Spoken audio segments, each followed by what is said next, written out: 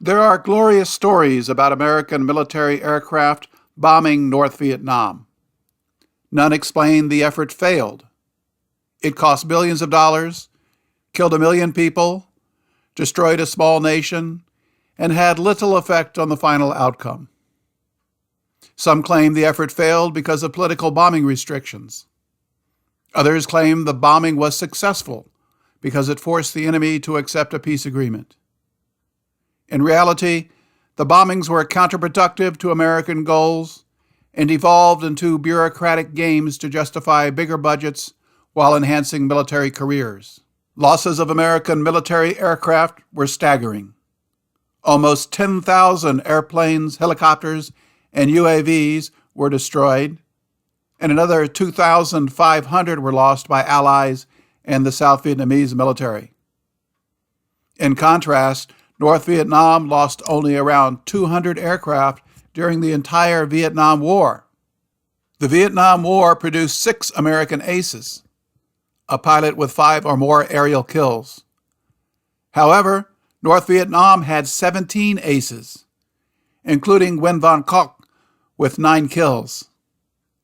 This is because North Vietnamese pilots flew for years, while most American pilots were only expected to fly 100 combat missions.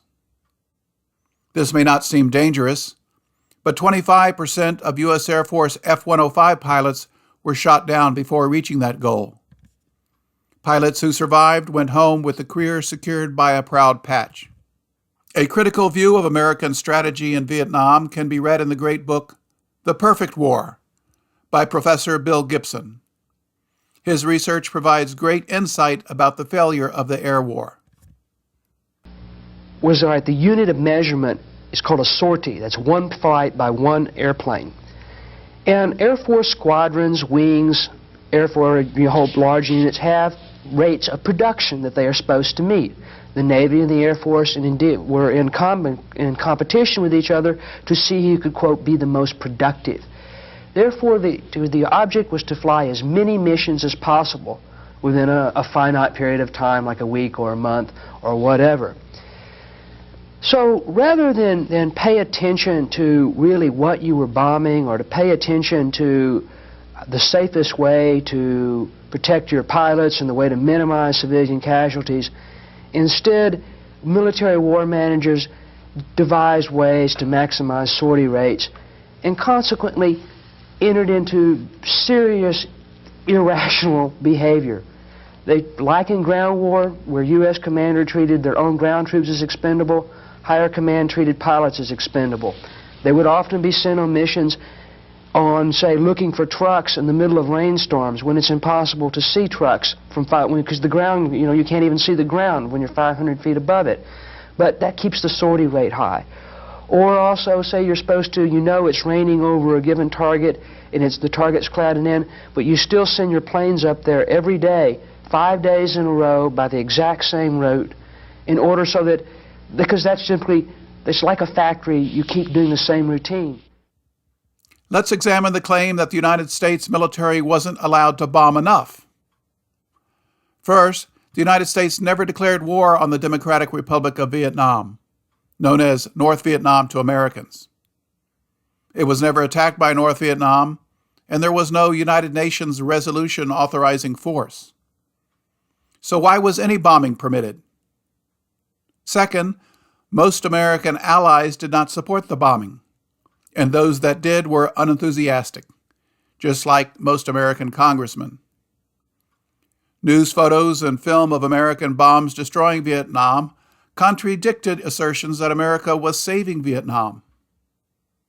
Each year, the air campaign failed, and the U.S. military argued that it needed more time, more money, and more bombs.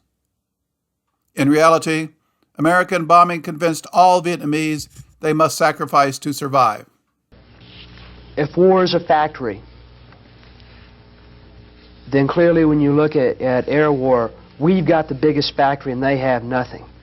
By American reasoning, the North Vietnamese should have given up the day the first bombs dropped on North Vietnam, because they had such a small industrial apparatus, such a small number of bridges and things, that you would think they would have just given up. But they didn't. They were willing to sacrifice their industrial apparatus. They were willing to absorb massive casualties. And indeed, contrary to American mythology, where the Viet Cong were simply being totally supported from the North, roughly 80% of the supplies the Viet Cong used, and even the 80% of the supplies the NVA used, were raised in the South. A small number of supplies were sent south. It couldn't be stopped. No matter how hard the U.S. bombed, no matter how much it escalated its campaigns, no matter even after they closed the ports at Haiphong and started systematically bombing the railroad lines between China and Vietnam, it couldn't stop it. The number of supplies wasn't that great. On the other hand, the air war did mobilize the North Vietnamese people to a considerable degree.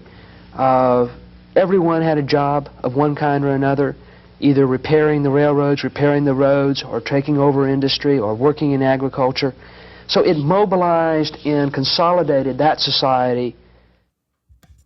Bombing restrictions included a 30-mile radius around Hanoi, where foreign embassies and major news media operated, the 10-mile area from Haiphong, where foreign ships and their crews operated, and a 30-mile buffer zone along the Chinese border. The Chinese already provided substantial support to Vietnam, and a full-scale intervention would prove disastrous for the Americans.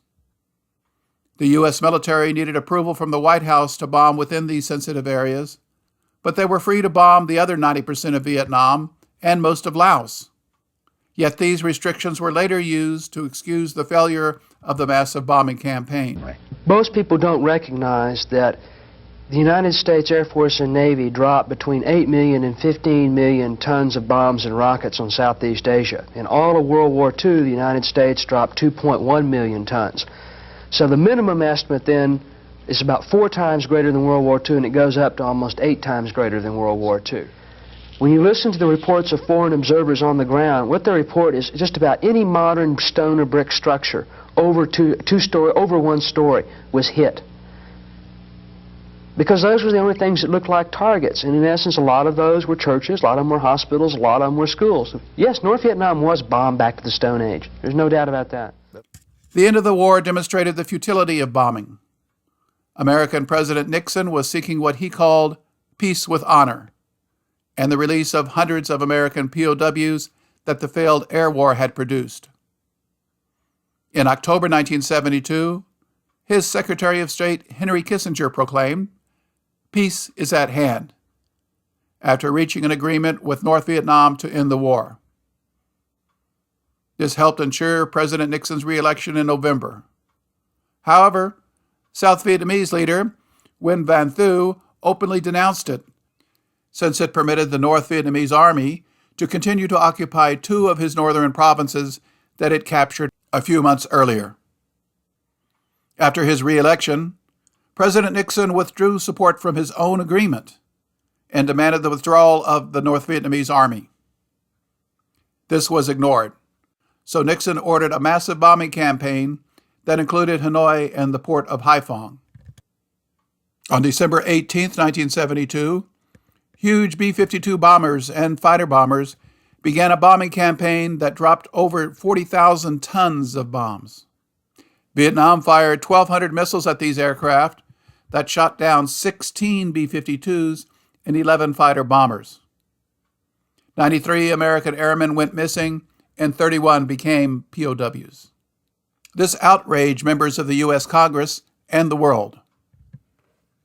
Many American pilots were angered by this pointless strategy, and several B-52 pilots refused to fly missions. Some objected to the slaughter, while others thought the tactics were idiotic. See the article link below. American generals were concerned about aircraft losses and the cost of the operation, since Congress told them not to expect additional funding. North Vietnam still refused Nixon's demand, so after 11 days of what became known as the Christmas bombing, President Nixon proclaimed a new agreement had been reached and ended the campaign. This agreement was the same agreed to before the bombing campaign. Nixon told South Vietnam's president the bombings had weakened North Vietnam and was ordered to sign or resign. Peace with honor was hailed, American POWs were released, and Vietnam was awkwardly reunited 2 years later.